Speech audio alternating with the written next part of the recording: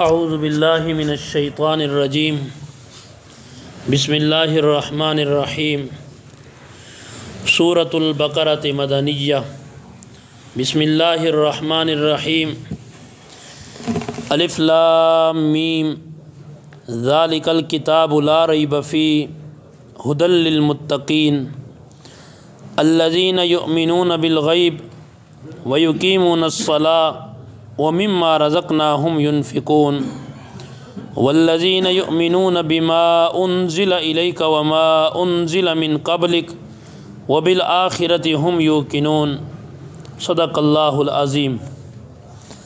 الف لام میم ذالک الکتاب، یہ وہ کتاب ہے لا ریب فی، جس میں کوئی شک نہیں، ھدی للمتقین، متقین کی ہدایت کے لیے ہے۔ الذین یؤمنون بالغیب، وہ لوگ جو ایمان بالغیب رکھتے ہیں، ویقیمون الصلاۃ، نماز قائم کرتے ہیں، ومما رزقناہم ینفقون، اور وہ چیز جو ہم نے ان کو عطا کی ہے اس میں سے خرچ کرتے ہیں۔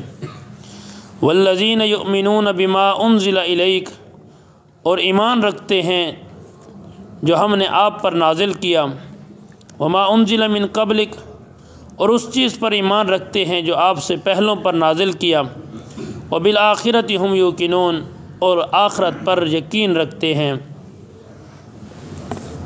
عزیزان محترم، آج کا درس سورۃ البقرہ کی ابتدا ہے۔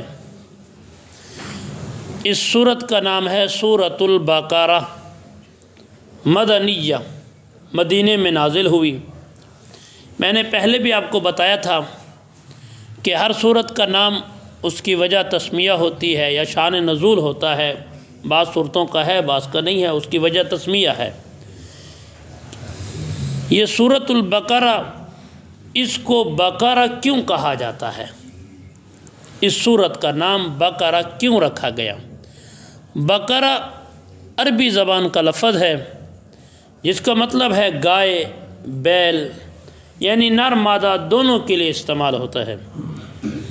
اس سورت کو کیوں کہا گیا؟ جناب سیدنا حضرت موسیٰ علیہ السلام کے زمانے کے اندر ایک عامیل نامی بڑا امیر بندہ تھا، بڑی جائیداد اس کے پاس تھی۔ اس کے بھتیجوں نے یا اس کے چچا زاد بھائیوں نے اس کو قتل کرنے کے ارادے کی سوچی کہ اس کو قتل کریں گے، اس کی ساری جائیداد کو ہڑپ کر لیں گے، کوئی گواہ بھی نہیں ہوگا، جب موقع کا گواہ نہیں ہوگا کیس بچ جائے گا، ہماری جان چھوٹ جائے گی۔ چنانچہ انہوں نے اس عامیل نامی شخص کو قتل کیا۔ حضرت موسیٰ علیہ السلام کے دربار میں آ گئے کہ اے موسیٰ، ہمارے چچا کو کسی نے قتل کر دیا ہے، آپ ہمارا ساتھ دیں اور قاتل کو تلاش کریں۔ حضرت موسیٰ علیہ السلام اللہ سے ہم کلام ہوئے تو اللہ پاک نے فرمایا کہ اے موسیٰ، ان سے کہو فذبحوا بقرہ، تم گائے کو ذبح کرو۔ گائے کس رنگ کی ہو، یہ 7ویں رکوع کے اندر اس کی تشریح آئے گی، بڑا لمبا واقعہ ہے کہ سرخ رنگ کی گائے ہو۔ تو حضرت موسیٰ علیہ السلام نے فرمایا کہ تم گائے کو ذبح کرو، اور گائے کا ایک حصہ مثلاً دل کو نکالو، اس مردے کو مارو گے، مردہ اٹھ بیٹھے گا، بتائے گا میرا قاتل کون ہے۔ تو انہوں نے ایسے ہی کیا، گائے کو ذبح کیا۔ جب دل نکالا تو اس دل کو مردے پر مارا تو مردہ اٹھ بیٹھا اللہ کے حکم سے۔ موسیٰ علیہ السلام تو گونگوں کو بھی بلوایا کرتے تھے، نبی کا معجزہ تھا، جب دل کو اس مردے پر مارا تو وہ مردہ اٹھ بیٹھا اور بتایا کہ میرا قاتل فلاں ہے۔ تو اس وجہ سے اس سورت کو سورۃ البقرہ یعنی گائے والی سورت کہا گیا۔ اس کے اندر اور بھی بہت سارے واقعات ہیں، حج کے مسائل اسی کے اندر ہیں، روزے کے مسائل اسی کے اندر ہیں، طلاق کے مسائل اسی کے اندر ہیں، اور بھی بہت سارے واقعات ہیں، لیکن زیادہ مشہور جو ہے سورۃ البقرہ اس گائے والے واقعے کی وجہ سے۔ دوسری بات، سورۃ البقرہ یہ قرآن کے ترتیب کے لحاظ سے دوسرے نمبر کی سورت ہے۔ پہلی سورت سورۃ الفاتحہ ہے، دوسری سورت سورۃ البقرہ ہے۔ اور اگر سائڈ پہ دیکھیں تو یہاں پر ایک 87 لفظ لکھا ہوا ہے، یعنی نازل ہونے کے اعتبار سے 27، 87واں، 80، 87، 87واں نمبر ہے اس کا۔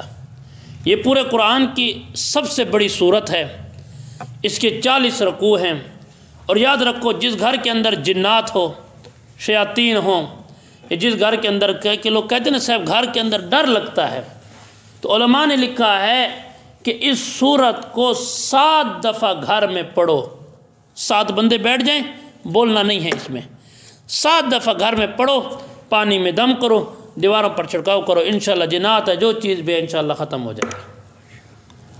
اگر جس کی اولاد نہیں ہے تو اس کے لیے بھی علماء نے لکھے کہ 13 بندوں کو بٹھا دو اور 13 مرتبہ سورۃ البقرہ پڑھی جائے،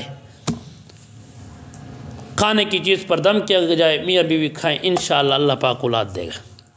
میں نے پیچھے بھی وظیفے بتائے ہیں، آپ کو یاد ہو تو کوشش کریں درس کے اندر، اگر ساتھ لکھنے والے ہیں تو ساتھ لکھا کریں۔ یہ وظائف میں نے پہلے دن سے کہا تھا کہ قرآن کے اندر ہر مسئلے کا حل ہے اگر ہم سمجھیں تو۔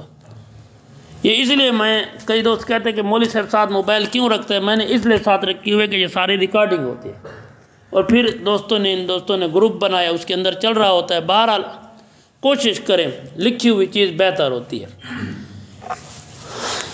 اس لیے اس سورت کو سورۃ البقرہ کہا گیا۔ بسم اللہ الرحمن الرحیم، اس کی تشریح آپ نے سنی، الف لام میم۔ یہ الف لام میم ایک مستقل آیت ہے۔ فضائل اعمال میں بھی حدیث پڑھتے ہیں کہ الف ایک حرف، لام ایک حرف، میم ایک حرف۔ اللہ کے نبی صلی اللہ علیہ وسلم نے فرمایا جس نے ایک حرف پڑھا اس کو 10 نیکیاں ملتی ہیں، 10 گناہ معاف ہوتے ہیں، 10 درجے بلند ہوتے ہیں۔ پھر فرمایا کہ میں یہ نہیں کہتا کہ الف لام میم ایک حرف ہے، بلکہ الف ایک حرف، لام ایک حرف، میم ایک حرف۔ اب 3 حرف پڑھے ہیں، 30 نیکیاں مجھے بھی مل گئی، 30 نیکیاں آپ کو بھی مل گئی۔ حروف مقطعات ان کو کہا جاتا ہے۔ یہ پورے قرآن کے 29 سورتوں کے شروع میں آتے ہیں۔ یہاں پر الف لام میم ہے، کہیں پر الف لام را ہے، کہیں پر الف لام میم صاد ہے، کاف ہا یا عین صاد یاسین قاف نون، یہ سارے حروف مقطعات ہیں۔ حروف مقطعات، مقطعات قاطع یقطع، یہ گردان ہے، تو مقطع یعنی مقطع کسے کہا جاتا ہے؟ مقطعات جمع ہے، مقطع واحد ہے۔ مقطع کس کو کہا جاتا ہے؟ یعنی ایسا لفظ بولا جائے مختصر الفاظ کے اندر کہ اس کے نام اور ہر چیز، مثال کے طور پر دفتروں میں مردم شماری کے خانے ہوتے ہیں نا، مردم شماری نمبر فلاں فلاں لکھا ہوتا ہے۔ اب جہاں پر شارٹ کٹ لکھتے ہیں تو مخفف لکھتے ہیں، میم شین نمبر 4، یعنی میم سے مراد مردم، شین سے شماری نمبر 4، یہ ایک مخفف ہے۔ اس طرح ڈی سی آفس جاتے ڈپٹی کمشنر کے تو مخفف کیا ہے؟ D C office. Assistant commissioner کے دفتر میں جاتے تو لکھا ہوتا ہے اے سی آفس، کیا ہے؟ یہ مخفف ہوتے ہیں۔ علماء نے لکھا ہے کہ یہ بھی مخفف ہے۔ سب سے پہلی بات گزشتہ درس کے اندر استاد محترم حضرت قاری محمد احسان صاحب نے آپ کو بتایا تھا کہ اس کا مطلب کوئی نہیں جانتا، اللہ عالم بمراد ذالک، کہ اللہ ہی جانتا ہے۔ مفسر قرآن حضرت عبداللہ ابن عباس رضی اللہ تعالیٰ عنہ فرماتے ہیں کہ اس کا مطلب اللہ ہی جانتا ہے، لیکن کچھ تعویل بتائی انسان کو سمجھنے کے لیے۔ کیا ہے وہ؟ ذخیرۃ الجنان تفسیر کے اندر یہ چیز مولانا سرفراز خان صفدر رحمۃ اللہ نے لکھی ہے۔ وہ فرماتے ہیں کہ حضرت عبداللہ بن عباس رضی اللہ تعالیٰ عنہ کی روایت ہے کہ یہ جو 29 حروف مقطعات ہیں نا، یہ اللہ کے ناموں کے مخفف ہیں، اللہ کے نام ہیں۔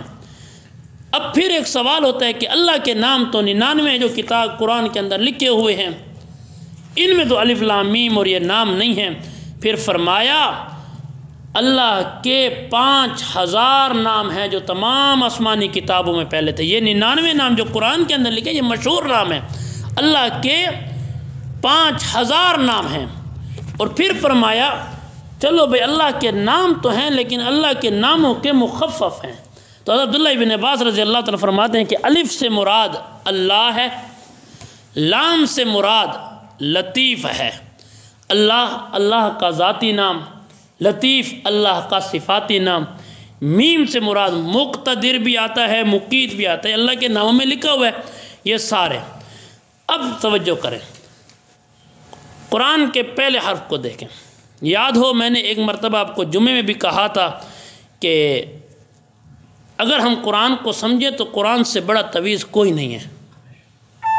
ہمارے ہاں کیا کہتے ہیں لوگ کہ بھئی صاحب ہماری بیٹی کا رشتہ صاحب لیک بند ہے پین، کوئی آدھے صاحب سارا رزق بند تھی اب یہ لے کیوں بند ہے بن کیوں جوڑے آسمانہ تے بڑھ دن کوئی تلے تے نن بڑھ دے اے فلانا میرا دشمن آئی اون صاحب لیک بند چکی دن کوئی آدھے صاحب نظر لگیے اور کاروبار بند تھی گئے۔ علماء نے لکھا ہے کہ یہ الف لام میم جو ہے نا اس وظیفے کو یاد، کسی چیز کی بھی رکاوٹ ہو، چاہے رشتے کے اندر رکاوٹ ہے، رزق کے اندر رکاوٹ ہے، کسی کام کی بھی رکاوٹ ہے، یا رحیم ہو یا کریم ہو یا لطیف ہو، الف لام میم یہ مخفف کے بتا رہا ہوں، اللہ کے نام ہوگا، یا رحیم ہو یا کریم ہو یا لطیف ہو، 41 دن تک جو بھی بندہ جس کام کے لیے بھی پڑھے گا اللہ پاک اس کے رکاوٹ ختم کر دے گا۔ پڑھنے کا طریقہ مثال کے طور پر شادی کی رکاوٹ کے لیے ہے تو بچے کا نام، اس کی والدہ کا نام، ان کے ناموں کی اعداد نکالیں۔ مثال کے طور پر میرا نام عثمان، عین کے عدد کتنے، 6، میم کے اتنے، الف کے اتنے، نون کے اتنے، ان کو جمع کرو، والدہ کا نام لکھو، والدہ کے نام کے ساتھ پھر والدہ کے نام کے اعداد نکالو، ان دونوں کو پھر جمع کرو، جتنا عدد نکل آیا اتنے عدد دفعہ یا رحیم ہو یا کریم ہو یا لطیف ہو 41 دن تک پڑھو گے، انشاءاللہ رکاوٹ ختم ہو جائے گی۔ دوسرے نمبر پر یا رحیم ہو یا کریم ہو یا ودود ہو، یہ بھی اللہ کا نام ہے۔ یا رحیم ہو میں نے اس لیے شروع میں کہا کہ اس کو لکھو بہتر ہوتا ہے، بہرحال یا رحیم ہو یا کریم ہو یا ودود ہو، کہیں پر بھی نہ چاکی ہے، میاں بیوی کی نہ چاکی، بچوں کی نہ چاکی، رشتہ داروں کی نہ چاکی، کسی کے ساتھ بھی نہ چاکی ہے، یہ محبت کے لیے ہے اور جیز کے لیے، جس کے ساتھ نہ چاکی ہے اس کے نام کے اعداد اپنے نام کے اعدادوں کو جمع کرو، 41 دن تک پڑھو، انشاءاللہ یہ عداوت ختم ہو جائے گی، محبت پیدا ہو جائے گی۔ اسی طرح تیسرا وظیفہ یا رحیم ہو یا کریم ہو یا رزاق ہو، یہ 3 نام ہر نماز کے بعد، فرض نماز کے بعد 3 دفعہ یہ الفاظ پڑھو اللہ کے، یا رحیم ہو یا کریم ہو یا رزاق ہو، یا رحیم ہو یا کریم ہو یا رزاق ہو، یا رحیم ہو یا کریم ہو یا رزاق ہو، ہر فرض نماز کے بعد 3 دفعہ پڑھو گے، انشاءاللہ اللہ پاک رزق میں فراوانی عطا کرے گا۔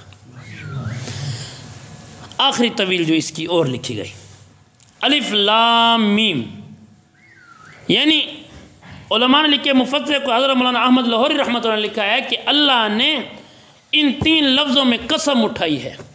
اللہ قسم تو نے کیوں اٹھائی، کس چیز کی قسم؟ فرمایا الف سے مراد، اللہ فرماتے ہیں الف سے اللہ فرماتے ہیں مجھے اپنی الوہیت کی قسم، لام سے مراد جبرائیل، مجھے جبرائیل کی قسم جو جبرائیل لانے والا تھا، میم مجھے محمد کی قسم، میرے محمد پر یہ قرآن اترا۔ 3 قسمیں اللہ نے اٹھائی۔ اللہ قسمیں کیوں اٹھائی؟ فرمایا مجھے اپنے الوہیت کی قسم، مجھے جبرائیل کی قسم، مجھے محمد کی قسم، بھیجنے والا میں تھا، لانے والا جبرائیل تھا، جس پر نازل وہ محمد تھا، ان تینوں کی قسمیں اللہ کیوں اٹھائی؟ ذالک الکتاب، یہ وہ کتاب ہے، یہ وہ کتاب ہے، لا ریب فیہ، اس میں کوئی شک نہیں۔ یہ پورے قرآن کا خلاصہ، یہ وہ کتاب ہے جس میں کوئی شک نہیں۔ یاد رکھو باقی جتنی بھی آئی وہ ساری کتاب اللہ تھی، کلام اللہ نہیں تھی۔ قرآن مجید کتاب اللہ بھی ہے، کلام اللہ بھی ہے، باقی کتابوں کی اللہ نے تلاوت نہیں فرمائی، آج تک ان کی اصل حالت بھی نہیں ملتی۔ قرآن مجید کتاب اللہ بھی ہے، کلام اللہ بھی ہے، لیکن اللہ نے یہاں پر کتاب کہا ہے، قرآن کیوں نہیں کہا؟ حالانکہ جہاں پر بھی وَنُنَزِّلُ مِنَ الْقُرْآنِ، یاسین والقرآن، الرحمن علم القرآن، ان ھذا القرآن شہر رمضان الذی انزل فیہ القرآن، ہر جگہ پر قرآن ہے، یہاں پر رب اللہ نے لفظ کتاب کیوں لکھا؟ یہاں پر بھی کیسے ذالک القرآن لا ریب فیہ، یہ وہ قرآن ہے۔ اس لیے رب العالمین کہیں 14ویں صدی کا کوئی بندہ یہ نہ کہے کہ بھئی قرآن تو وہ ہے جو غاروں میں ہے، قرآن تو وہ ہے جس کے 10 سپارے بکری کھا گئی ہے، نہیں، قرآن تو وہ ہے جو صحابہ نے یہ لکھا ہے، ان غلطیاں کی ہیں، اللہ نے یہ نہیں فرمایا، فرمایا ذالک الکتاب، یہ وہ کتاب ہے جو تمہارے ہاتھوں میں ہے، لا ریب فیہ، اس میں کوئی شک نہیں۔ اب ذہن میں آتا ہے اللہ نے 3 قسمیں بھی کھائی ہیں، پھر بھی کہتے اس میں شک نہیں، اس کا مطلب ہے کچھ شک کرنے والے آنے تھے، عالم الغیب تو اللہ جانتا تھا۔ یاد رکھو اس میں شک کی گنجائش بھی نہیں رہی، لیکن کیوں کہا لا ریب فیہ، اس میں کوئی شک نہیں، اس لیے علماء نے مثال دی ہے کہ ایک بندہ ہے، شہد میٹھا ہوتا ہے، شہد میٹھا ہوتا ہے، میں کہوں گا مجھے میٹھا، بیمار بندے تو کھلاؤ گا ایک کڑوا ہے، اب مسئلہ شہد میں ہے یا اس کے اندر ہے؟ بندے کے اندر ہوگا نا مسئلہ۔ تو اب یاد رکھو قرآن کے اندر شک نہیں، جو شک کرتے تھے ان کے ذہنوں میں شک تھا۔ کئی کہتے تھے یہ شاعری کی کتاب ہے، قرآن کہتا ہے وَإِن كُنتُمْ فِي رَيْبٍ مِّمَّا نَزَّلْنَا عَلَىٰ عَبْدِنَا فَأْتُوا بِسُورَةٍ مِّن مِّثْلِهِ، کوئی ایک سورت تو کیا ایک آیت تو لے کے آؤ، قرآن دعویٰ کرتا تھا۔ اسی لیے فرمایا کہ قرآن میں کوئی شک نہیں، ہدی للمتقین، متقین کے لیے ہدایت ہے۔ اب اگر پچھلے درس کو دیکھیں سورۃ فاتحہ کے اندر ہم نے اللہ سے دعا کی تھی اہدنا الصراط المستقیم، اے اللہ ہمیں سیدھے راستہ، اب سیدھا راستہ کون سا تھا؟ ہدی للمتقین، سمجھ آ گئی نا بات؟ یہ ربط ہے، ہدی للمتقین۔ اب یاد رکھو متقین کے لیے ہدایت ہے۔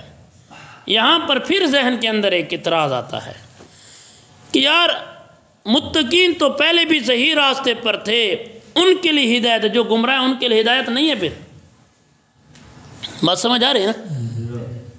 ہدی للمتقین، علماء نے لکھا ہے کہ ایک چیز ہر جانے والے بندے کو پتہ ہے کہ یہ مسجد ہے، نیک بندہ ہوگا خدا کے گھر آئے گا، اگر بے ایمان ہوگا تو وہ آئے گا مسجد میں؟ نہیں آئے گا۔ ہے تو مسجد اللہ کا گھر ہے، نیک لوگوں کی جگہ ہے، الحمدللہ سارے مسلمان ہیں۔ تو دیکھو ہدی للمتقین کا، اگر وہ آئے گا تو مسجد میں آئے گا، اللہ کو راضی کر۔ ساری زندگی صنم صنم کہنے والا ایک مرتبہ نیند میں کہہ بیٹھا سمت، رب نے اس کو بھی جواب دیا تھا۔ سارے دن مسجد سے دور ہے، ایک دن بھی مسجد آ جائے رب کے سامنے سر سجدے میں رکھے، اس کے لیے بھی مسجد عبادت خانہ ہے یا نہیں؟ تو یاد رکھو ہدی للمتقین، متقین کے لیے ہدایت تو ہے ہی۔ مسجد میں آتے مسلمان آیا ہے، آپ آئے نماز پڑھی ہے، درس سنے، ایمان تازہ ہوا ہے، اب ایک بندہ نماز پڑھے ہے مسجد میں بھی نہیں آتا تو کیا فائدہ پھر؟ ہدایت سب کے لیے، کافروں کے لیے بھی ہے، وہ بھی آئیں گے اس قرآن کو سینے سے لگائیں گے، قرآن عزت بھی دے گا، عظمت بھی دے گا، پھر متقین ہوگا۔ اب متقین کس کو کہتا ہے؟ متقین کی آگے پھر نشانیاں، الذین یؤمنون بالغیب، یہ متقی کی پہلی نشانی کہ مومن متقی وہ ہے جو ایمان بالغیب رکھتا ہے۔ ہم سب کا ایمان بالغیب ہے، ہم نے اللہ کو نہیں دیکھا لیکن اللہ کی ذات پر ایمان ہے۔ اللہ واجب الوجود ہے، نہ اس کو نیند آتی ہے، نہ اس کو اونگ آتی ہے، نہ اس کو بیماری آتی ہے، نہ وہ کھاتا ہے، نہ وہ پیتا ہے، نہ اس کی اولاد ہے، قل هو اللہ احد سارا، ہم سب کا ایمان ہے۔ الذین یؤمنون بالغیب، متقی وہ ہے جو ایمان بالغیب رکھتا ہے۔ جس طرح اللہ کو ہم نے نہیں دیکھا، اللہ پر ایمان ہے، اس طرح اللہ کے نبیوں پر بھی ایمان ہے۔ 1,24,000 پہلا نبی حضرت آدم علیہ السلام، آخر نبی محمد الرسول اللہ صلی اللہ علیہ وسلم ہے۔ ہم نے نبیوں کو نہیں دیکھا لیکن ایمان ہے۔ اسی طرح ہم نے فرشتوں کو نہیں دیکھا لیکن فرشتوں پر ایمان ہے۔ جنت جہنم کو نہیں دیکھا، جنت جہنم پر ایمان۔ یہی چیز ہے متقین بندے کی، نیک بندے کی پہلی نشانی، الذین یؤمنون بالغیب، کہ ایمان بالغیب، عقیدہ درست ہے۔ دوسری نشانی وَيُقِيمُونَ الصَّلَاةَ، مومن متقی وہ ہے جو نماز قائم کرتا ہے۔ ہم نماز پڑھتے ہیں یا قائم کرتے ہیں؟ یہاں پر تو ہے نماز قائم کرتا ہے، پورے قرآن میں جہاں پر بھی ہے نماز قائم ہے۔ نماز پڑھنے اور قائم کرنے میں کیا فرق ہے؟ نماز قائم پڑھنا وہ ہے سرائکی جاتے جو ٹھنگے مار کے ٹر گیا، بھائی آیا فرض پڑھے وہ ٹر پیا، دل تھیا تو مسیح آ گیا، نہ تھیا تھا خدا کوئی جواب، او کہیے تو مسیح آ گیا جی میں جوان طبقہ پیپر ہے تو مسیح رزلٹ کو پہلے رزلٹ نکلا لوہا لوہار دی گالی، مسیح جانے تھے امام صاحب جانے، ایویں نا یہ اصل حال ہے۔ یہ نماز قائم نہیں۔ نماز قائم کا مطلب کیا ہے؟ نماز قائم یعنی نماز کو اپنے پورے طریقوں سے پڑھنی ہے، واجبات مستحبات سنت کا خیال رکھنا ہے۔ قیام تکبیر تریمہ کرنی ہے، ہاتھ کہاں رکھنے، کئی اتھر کے کڑے، کئی کیویں تے، کئی کیویں تے، بات پوچھتے صاحب ہاتھ رکھنے کی تھان کوئی پتہ کو نہیں، بھجدے آئے تھے، نہ بان ٹھیک کی تھی، نہ کچھ، اللہ اکبر۔ انہوں امام دے پیچھو کرنے تھے، حاضر پیچھو امام دے مول صاحب کہ اللہ اکبر سبحانک اللہ میں اے جوان اتیات پڑھ دے بابا تو اس پہ مولی صاحب آلے سمی اللہ لمن حمیدہ جوان سجدے گیا پیا، آدھا حاضر پیچھو امام دے لگا، امام دے اگو بداؤں دے، ایمیں کہ نا اے حال ہے، اے نماز نہیں، مطلب نماز دا مزاق ہے۔ وَيُقِيمُونَ الصَّلَاةَ، نماز قائم کرو، نماز کو اپنے مسائل کے ساتھ، نماز کے اندر 100 مسائل ہیں، میں نے جمعے پر بھی ایک مرتبہ سارے بتائے دے، ہم ان طریقوں سے پڑھتے ہیں، سجدہ کیوں کرنا ہے، رکوع کیوں کرنا ہے، سجدہ رکوع اصل تک بس اللہ معاف کرے ٹھنگے جی میں مار کے ٹور ویندے سے یاد رکھو۔ اور پھر فرمایا جو بندہ نماز کے اندر چیزوں کی رعایت نہیں کرتا، رکوع سجود مستحبات سنت کی، اس کی نماز قائم نہیں ہے، نماز اس کی کافی نہیں ہے۔ اور پھر اتنے تک فرمایا لا صلاۃ لجار الا فی المسجد، مسجد کے پڑوسی کی گھر کے بغیر جماعت کے نماز پڑھنا نماز کامل نہیں ہے۔ مسجد کا پڑوس ہے، مسجد نہیں آتا، اس کے گھر میں نماز نہیں ہے۔ حدیث ہے، ہاں بعمر مجبوری ہے، بیمار ہے، بڑھاپا ہے، تکلیف ہے، بعمر مجبوری، ایک صحیح بندہ ہے جماعت کے ہوتے ہوئے اپنی نماز پڑھے، اس کی نماز نہیں ہے۔ وَيُقِيمُونَ الصَّلَاةَ، نماز قائم کر دے، یہ مومن کی دوسری نشانی۔ وَمِمَّا رَزَقْنَاهُمْ يُنْفِقُونَ، یہ تیسری نشانی کہ جو چیز ہم نے ان کو عطا کی ہے وہ اس میں سے خرچ کرتے ہیں، اللہ کے دیے ہوئے مال میں اللہ کے نام پر خرچ کرتے ہیں، زکوٰۃ ادا کرتے ہیں، صدقہ ادا کرتے ہیں، فطرانہ ادا کرتے ہیں، باقی ایسے نفلی صدقہ ادا کرتے ہیں، یہ سارا۔ اور ہمارے ہاں بخاری شریف کی ایک روایت ہے، ان فی الماء سوی الزکاۃ، ان فی الماء حقا سوی الزکاۃ، مال میں زکوٰۃ کے علاوہ بھی حق ہے۔ ناراض نہ ہونا، ہمارے ہاں جو مزاج چل رہا ہے، تفسیر کے اندر لکھا ہے کہ ایک بندہ ہے اللہ نے اس کو دیا ہے اور اس کے کئی رشتہ دار ہے نا وہ غریب ہے، پیچھے مطلب مولوی صاحب بسارے بال دی شادی اسو کو زکوٰۃ لے پیسے دے سکتے سے، وہ میری ہمشیرہ ہے، وہ شدی غریب ہے، وہ تو وہ بچے دی شادی ہے، میں زکوٰۃ دے پیسے جمع کی تھی، وہ کو دیواں چاہ تو ایویں نہ دے سکتا،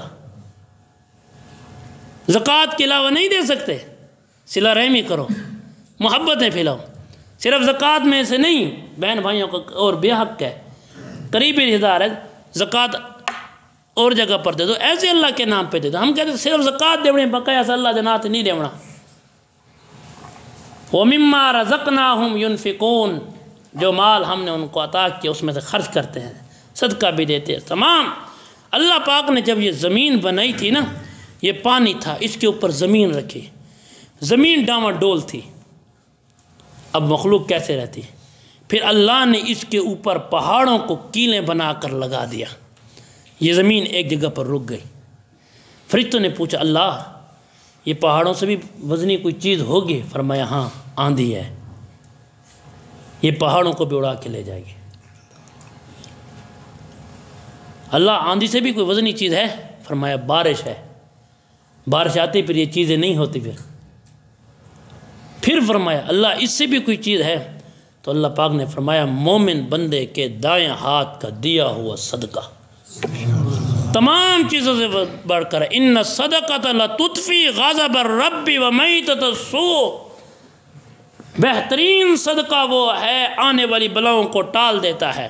اس لیے علماء نے لکھا نا کہ صبح کو اٹھو سر دا صدقہ دیتا کرو، یعنی ہمارے ہاں صدقے میں ایک چیز ہے، صاحب صدقہ کرے سو تو لیلا کوسوں، کوئی ایسا جائے ون مولی انہوں کو ٹکرے ہوتے ہیں ککڑ کوسو گھاری چاہو، بات ککڑ کیری ہوئے بھی چٹی ہوئے کالی ہوئے، اوہو یہ ہوں کتوں برابر ہے، یہ کونی ویک کتنے ہی کونی ویک، یہ سارا ڈھیٹ دا چکر ہے، سدھی گال کرے سامنے۔ صدقہ کیا ہے؟ حدیث شریف کے اندر ہے کہ بہترین صدقہ اخلاص کے ساتھ اللہ کی رضا کے لیے، رائی کا دانہ بھی ہو اللہ بڑا چڑھا کے اوت پہاڑ کے برابر عطا کرے۔ اگر اوت پہاڑ اسا وجل صدقہ کرنے سے خفا نہ تو لیلا جل کوتی بیٹھے ہونے سے کہنے نہ تے کٹھا سے بھی اللہ دے نہ تے کٹھا سے تے وقت ॾिसो ग़रीबनि को नहीं ए चाचे देखा ॾियो रिश्तेदारनि को ॾियो छा सारा को अॻे इवें ना ए असांजो हाल है ख़बर ए ग़लति है अल्लाह के नाम ते ग़रीबनि ते घारी ॾियो ये अगो मसाइल आसन चलो भाई 3 निशानी हो गई। चौथी निशानी वल्लज़ीना युमिनून बिमा उन्ज़िला इलैक, यानी जो चीज़ हमने मेरा महबूब आपकी तरफ नाजिल की है उस पर ईमान रखते हैं। वो क्या है? एक कुरान है, एक हदीस है। मेरे महबूब, कुरान तो अल्लाह का कलाम, मेरा महबूब जो बोलता था वो हदीस है। तो मेरे महबूब की हर बात पर हमारा ईमान है, वो नबी की हदीस है। कुरान पर भी अमल करते हैं, हदीस पर भी अमल कर, जिस तरह कुरान की एक आयत का मुनकर काफिर है, हदीस की आयत का हदीस का भी मुनकर काफिर है। जो चीज़ हमने अता की, मेरे महबूब ने जो चीज़ बताई है, सुन्नतें हैं, किसी एक का भी इनकार इंसान कुफर में चला जाता है। वमा उन्ज़िला मिन क़ब्लिक, और जो हमने आपसे पहलों पर नाजिल की। ईमान फसल पढ़ते हैं ना, आमन्तु बिल्लाहि व मलाइकतिहि व कुतुबिहि व रुसुलिहि वल यौमिल आखिरि वल क़द्रि खैरिहि व शर्रिहि मिनल्लाहि तआला वल बासी बादल मौत। जो हमने आपसे पहले नबियों पर सहीफ़े भेजे, हमारा तौरात पर भी ईमान है, हमारा ज़बूर पर भी ईमान है, तमाम नबियों पर भी ईमान है, फरिश्तों पर भी। और याद रखो इस जुमले के अंदर अल्लाह ने ख़त्म नबूवत का ऐलान कर दे, मेरे महबूब की ख़त्म नबूवत का। वमा उन्ज़िला मिन क़ब्लिक, जो आपसे पहलों पर था। ये तो नहीं कहा कि आपके बाद वालों पर भी ईमान है। अगर होता तो फिर कोई आता नबी, जब कह दिया शुरू में कहा ला रैब फ़ीहि हुदल लिल मुत्तक़ीन, इसमें कोई शक नहीं, अल्लाह का कलाम सच्चा भी है, बरहक भी है। इस आयत को समझो, ये ख़त्म नबूवत की सबसे बड़ी दलील है। वमा उन्ज़िला मिन क़ब्लिक, आपसे पहलों पर है। व बिल आखिरति हुम यूक़िनून, और आखिरत के दिन पर, यौम हिसाब किताब पर हमारा यकीन है। एक दिन क़यामत भी आएगी। फ़मन यामल मिस्काल ज़र्रतिन खैरन यरा वमन यामल मिस्काल ज़र्रतिन शर्रन यरा। ज़रा भर नेकी की है उसका भी बदला होगा, ज़रा भर बुराई की है उसका भी बदला होगा। हमारा यकीन है, न अमाल अच्छे होंगे ठिकाना जन्नत होगा, अमाल बुरे होंगे ठिकाना जहन्नम है। तो ये थी आज का दर्स और मोमिन की सिफ़ात थी। इसी में इक्तफ़ा करते हैं। जो कुछ कहा सुना, अल्लाह ताला अमल की तौफ़ीक़ अता फ़रमाए। वमा अलैना इल्लल बलाग़। एक मरतबा फिर खैर वजीफ़े सुन लो, कई साथी बैठे हैं भाई, फिर कैसे पता चलेगा।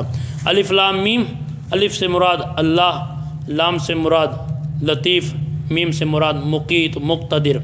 ये 3 लफ्ज़ हरूफ़ मुक़त्तआत हैं। और क्या है? या रहीमो, या करीमो, या लतीफ़ो। किसी भी चीज़ के अंदर रुकावट हो, शादी की रुकावट है, किसी रिज़्क़ की रुकावट है, क्या मसला भी है, अगर दिल के अंदर है कि रुकावट है, इस वजीफ़े को करो। अगर है नामों के अदाद निकालोगे, 7 वालदा के नाम के अदाद निकाल के उनको जमा करो, जितने भी अदद हो जाएं उतनी अदाद दफ़ा या रहीमो, या करीमो, या लतीफ़ो 41 दिन तक पढ़ोगे, इंशाअल्लाह रुकावटें ख़त्म हो जाएंगी। दूसरा वजीफ़ा था या रहीमो, या करीमो, या वदूदो। मोहब्बत के लिए नफ़रतें हर जगह पर आम हैं। जो बंदा इसको करेगा, ये भी वही नामों के अदाद निकाल कर 41 दिन तक। और तीसरा वजीफ़ा था या रहीमो, या करीमो, या रज़्ज़ाक़ो। हर फ़र्ज़ नमाज के बाद 3-3 दफ़ा पढ़ेंगे, इंशाअल्लाह अल्लाह पाक रिज़्क़ में बरकत फरमाएगा। इसी में इक्तफ़ा करते हैं। जो कुछ